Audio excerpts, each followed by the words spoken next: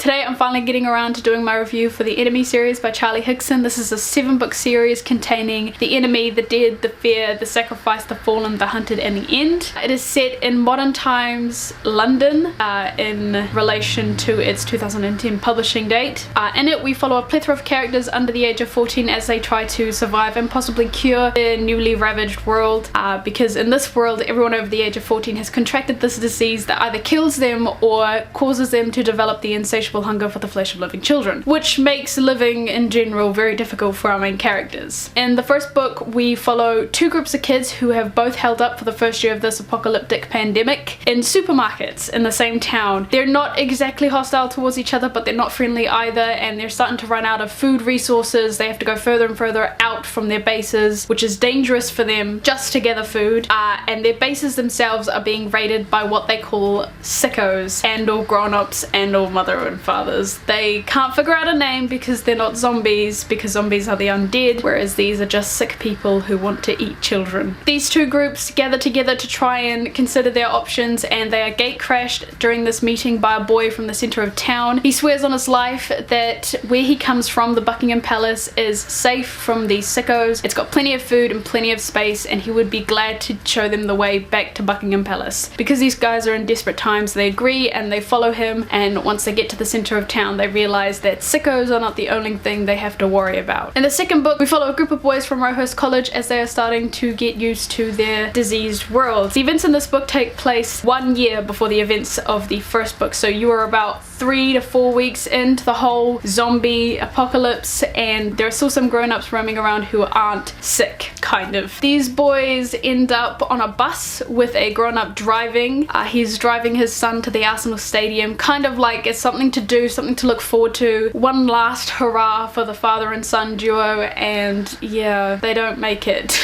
They learn the hard way that there are no exceptions in this disease. Everyone over the age of 14 gets it. In the third book we follow a small-knit cast of characters who have been flung together by chance of circumstances, and they're trying to explore their surroundings and the settlements around them to try and find their friends and family that they've lost along the way. This takes place a couple of chapters before the end of the first book, and then proceeds past the end of the first book, so you actually, you know, move forward in the narrative now. The fourth book, The Sacrifice, is about two boys who are manipulated into being handed over to a religious nut who swears that one of them is the god of this new world and the other is the causation of all evil. As you can tell by the title, The Sacrifice, shit goes down. The next book, The Fallen, we are flung back with the cast from the first book as they meet up with a different set of characters, and together they decide that they're going to try and create a cure. But first they have to go to Prometheus Labs to get equipment to even begin to think about making a prototype. Once they get there, they kind of get more than they bargained for. The next book, The Hunted, follows a little girl called Ella as she is the lone survivor of a small group of friends who escaped to the countryside because the city was getting a little too hectic for them. She isn't all alone though. She is saved by what she perceives as a sicko or a grown-up, but for some reason that she can't understand as of yet, he doesn't eat her. Instead, he kind of like lets her trail around after him like a pet and goes off killing a bunch of other sickos and grown-ups, and she's a little baffled by that, and we just kind of sit there and watch their relationship bloom. It's quite cute. And the last book, The End, is just that. It's the end. All the cast and characters that you've met throughout the previous 6 books come together. All the sickos you have gotten to know and read from also come together, and there's a big motherfucking battle of epic proportions. I gave each and every one of these books 5 stars. I gave the whole series 5 stars. I've talked before about the fact that I give emotionally biased ratings. I don't think a lot of people on BookTube give emotionally biased ratings. They tend to give books ratings in terms of like whether or not it's an actual good book. Like they have like a checklist of what makes a good book, like, or, I don't know, it's like all the stuff they have to tick off before they can enjoy the book. I admittedly am not as critical as most people, so I don't really follow that, and I mainly base a book of how it makes me feel and if it makes me feel a lot or not a lot. This book made me feel a lot. I spent 4 years finishing it, so. But that does not mean that I don't know that this book has its negative traits that I know a lot of people don't like is gore. It's a zombie series series, you're gonna read about people eating other people. There's gonna be blood, guts, gore. It's gonna be in there. So if you're sensitive to that material, probably don't come near this one. I've noticed a lot of people don't like the fact that there are so many characters. I wrote them all down. There's 170 plus characters, depending on how you look at it, because, you know, a lot of characters die. So, but yeah, that's a lot of characters, and if you aren't someone who likes that, if you can't like keep in your head who's who, probably stay away from this series as well. Another thing is that it's pretty character driven for the first 3 books. There's no mention of plot at all in The Enemy, The Dead and the Fair. It's not until the sacrifice where you get like a little bit of a hint that there might be like some bigger thing going on, and it isn't until probably the last 3 books that you realize, oh, that's what's happening. That's the end game. Okay, it all makes sense now. But for me personally, I really enjoyed the characters. I thought they were really diverse, whether it's age, ethnicity, mental capacity, physical appearance, social, educational, wealth, backgrounds, sexual orientation or gender identification, you name it, there is a character for everyone a part of the series. Obviously with a cast reaching above 150 people, the lines between main characters and side characters are a little invisible. So I have decided to pick 5 characters that I think had very, very important parts in this series overall. The first character obviously is Small Sam. He's a 9-year-old boy who's the living personification of the word survivor. He is kidnapped, he's chased, he's manipulated and forced to play a part in a lunatic's new made-up religion. He goes through the no-go zone twice. He crosses every settlement in London just to find his little sister Ella. You know, he's this brave kid who he used to spend so much time daydreaming about fantasy places such as Rivendell from Lord of the Rings, one of his favorites, and he's growing to become this young man learning to survive in his current circumstances. He's just a trooper, and you have to back him up, you have to get behind him, because he's just that kind of character that you can't help but feel like you poor thing. The next character is Ella, Sam's little sister, and for the first part of this series, Ella's nothing more than a figurehead, a shadowy figure of a goal for Sam. She's not a fleshed out character until the 5th, 6th and 7th book. Especially in the 6th book, The Hunted, Ella is delved into as a 7-year-old girl. Charlie Higson chose her to portray the mental repercussions an apocalypse can have on children. You follow Ella as she tries to kind of like fight off her depressive thoughts and her anxieties, because she's just scared. She's watched her parents die, she's watched her brother, her big brother, get kidnapped, she's watched her friends get eaten alive right in front of her eyes, and she's never been able to do anything about it. And she knows she's young, she's not smart enough, she can't outsmart them, she can't outrun them, she can't outfight them, but she still picks up a weapon, she still gets back up on her feet after falling over and starts to run, she still tries, and she still makes friends, and she's such an endearing character because of the fact that she doesn't let any of it pull her down. But she's also one of the best characters because she's shown to have that kind of helpless weakness, to be able to portray respectively these kind of mentalities.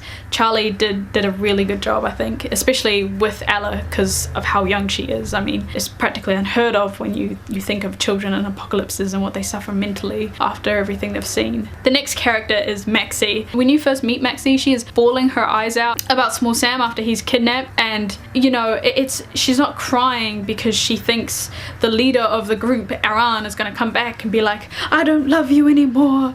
You know, she's not treated like a love interest even though she's infatuated with Aaron. She's crying because she's second in command and Small Sam was taken on her watch. She's crying because she feels guilty because she's human, and many times throughout the rest of the series Maxie cries. Maxie bawls her eyes out, but one of the greatest things is that Maxie holds a position of power, and she doesn't just hold it because she's the token leader girl. There are lots of other female leaders in the series. She holds it because you can see her fight for it. When she comes into leadership, she knows that she has to fight for it, and she does. You watch her, you know, stare down the guys and back talk to them and make them listen to her, which I think is great because you see her so raw emotionally, yet you never think it's weak because of how strong she is overall as a character, her tears don't mean weakness. And like a lot of the girl characters in this series, they kick ass, they are badass, but they still retain a lot of femininity, and it's so fucking awesome to see characters respected as the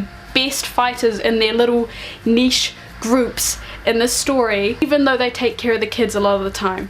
Because it's even better when you see them fight a battle and you're reading about the girls who are protecting the kids, because not only can they hold their own in a battle, like just by themselves, but they can protect a bunch of scared little under 5-year-olds all on their own, no help needed. They fucking got this, and they are respected for it, and it was great to see that. And I think that's a great thing. Charlie, thank you. The next character is Ed. Before the apocalypse, he's a pretty boy. He's got the charm. He can talk to the ladies. He's got an easygoing nature. He's got that natural intelligence where he doesn't really have to study to be able to pass with flying colors at school. He never really has to try. He just kind of goes through the motions, you know? And then the apocalypse hit, and he found a fatal flaw, which is the fact that he can't kill. Which, when you're being attacked by diseased grown-ups who want nothing more than to eat you and your buddies, you kinda need to do some damage, and Ed constantly is just frozen in place. He's unable to do anything, and his life is crumbling around him because he used to be top dog, and now he's the runt of the litter, I guess you could say. We're gonna carry on that euphemism. And admittedly, it's cliche, but his arc is kind of him falling into a red rage. Yeah, I said it was cliche, okay? But it like works, because in his first fight, it's not as cliche in his red rage as in he's unbeatable. He's fantastic. You can't do anything to hurt him. No, he gets mauled, and his face, half his face is eaten up by a scar that he gets from that fight. And, you know, in losing that big portion of his face and looking somewhat like a monster to all the other kids around him, he suddenly has to rely on legitimate charm and legitimate charisma, but which he has none of, because he's completely lost his confidence. He no longer has the pretty boy face. He can't fight like other people can fight. He completely loses himself when he gets into a fight. Everyone else can still be themselves and, you know, kick ass. He has to be somebody else. Someone else has to take the reins inside his brain to be able to fight, and he is quite an endearing character in the sense that you watch him earn the reverence that he had so easily and just naturally been given before, and it's nice, you know. And the last character that I want to talk about intensively is St. George. He is the leader of the sickos, the leader of the diseased grown-ups wanting to eat children. He is the most evolved diseased grown-up. He can think, he can formulate ideas and pulse them out to the grown-ups around him. He can formulate traps for the kids. He can control them. He's the antagonist, the big bad wolf, and I can't say much because I don't always read the same type of books over and over again. I don't usually read the same kind of like topic of books, so I've never really extensively gone into a different zombie series, but I liked the fact that we were able to see a couple of chapters from the point of view of the antagonist, simply because, like, in movies you don't usually get that. You don't usually, well, I mean, apart from Warm Bodies, but that came out after this series. So like I said when I started this review, I don't want it to be all completely positive because, you know, I don't want to give my biased opinion on everything, and those were definitely some of my most biased opinions because those are some of my favorite characters. I think one of the negative sides is that I briefly touched on the fact that the cast is diverse, like there's one of everything for everyone, and the reason why I briefly touched on it is because the series also only briefly touches on it. It's understandable. I mean, like, their, you know, ethnicity, their sexual orientation, their gender identification, their social and wealth and educational backgrounds, it doesn't matter. It doesn't matter anymore. As long as the person next to them has their back in a fight, nothing else matters. So it's kind of understandable in that sense, but at the same time, I think it would be really nice to maybe get a novella out of one of these characters to see them further explored in terms of their diverse characteristics, so we can, I don't know, see if it has any correlation to how their stories ended out or anything like that. I think that would be really cool. And it's sad that it doesn't go as in depth, you know, as most people would probably like it to. So there's that. And the other thing is that I took a moment, an hour or so out of my life, to write down the names of all the characters who have either important parts or lines in the series. So as you can see here, I've written them all down. I won't go close up, so as long as you're not on full screen HD, you probably won't see who's who here. But these are all the characters, dead or alive, that show up in the series. There's about 170 to 180 characters on here right now, and as you can see, I've color coordinated it very clichédly, blue for the boys, pink for the girls, because I'm unoriginal like that. As you can see, it's pretty well dominated by males. Not too badly dominated by males, but it is definitely at least 75% male. I know some people have a problem with this nowadays. They don't like reading books with a lot of men in them. Personally, I didn't mind. I found that like half of each book was told from the perspective of females and half the book was told from the perspective of males, so I didn't notice at the time of reading it that there was such an imbalance. And the majority of the females I felt were done like really, really well. They weren't, you know, conformed to simple love interests or damsels in distress. In fact, if I was to name a damsel in distress, I would say that Sam and Ed are the damsels in distress. So, you know, they don't conform to those stereotypical gender norms, which is great. There are quite a few guys in here who are just like big thugs. Obviously, a story that is, you know, an apocalyptic story, you do kind of need those thuggish characters to take out the trash or some shit. But the only time that that gender imbalance is like super noticeable was probably in the second book, The Dead, because there's like 3 girls in that book.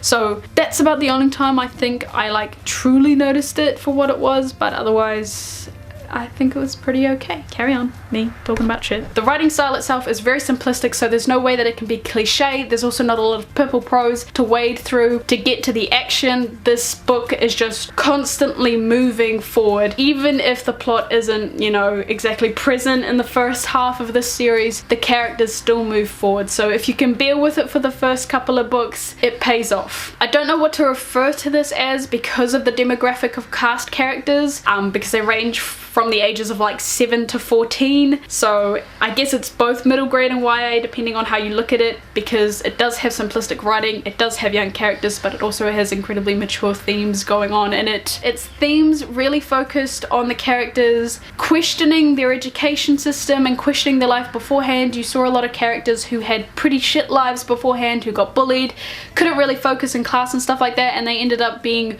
really cool people once this whole apocalypse started. And you saw people who were like the top dog at their schools become like dog meat. There's quite a few times where characters talk about how they regret the fact that they didn't learn how to survive. They regret the fact that teachers didn't teach them how to do shit. Like in one of the books, a character says, I didn't learn anything in school, I wish I had, because I don't know how to turn the electricity back on. I don't even know what electricity is. And that kind of got me thinking about my own like personal education, and I realized I do know what electricity is and I do know a little bit of how to make it, but I don't know like very bare facts of what it is. I don't know how to make crops and food. I don't know how to fight or protect myself. If this were to happen in real life, I'd be fucked. I mean, I'd be fucked anyway because I'm over the age of 14, which means that I would get the disease and either die or turn into a sicko. But, you know, if I was younger,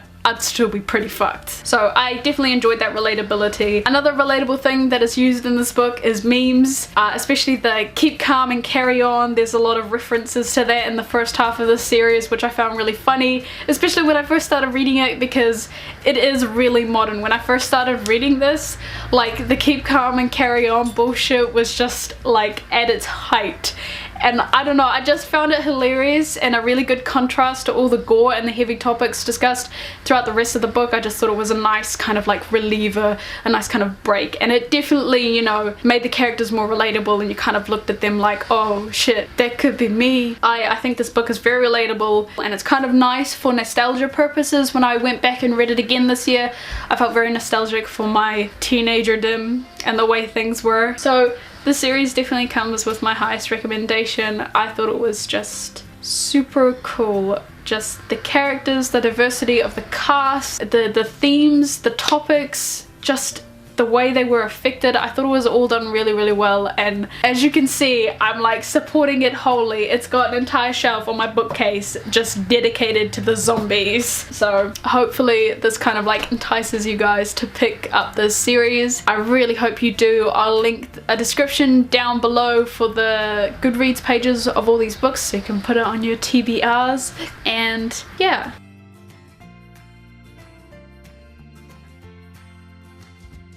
I was saying, fucking hell. It was a good book, okay?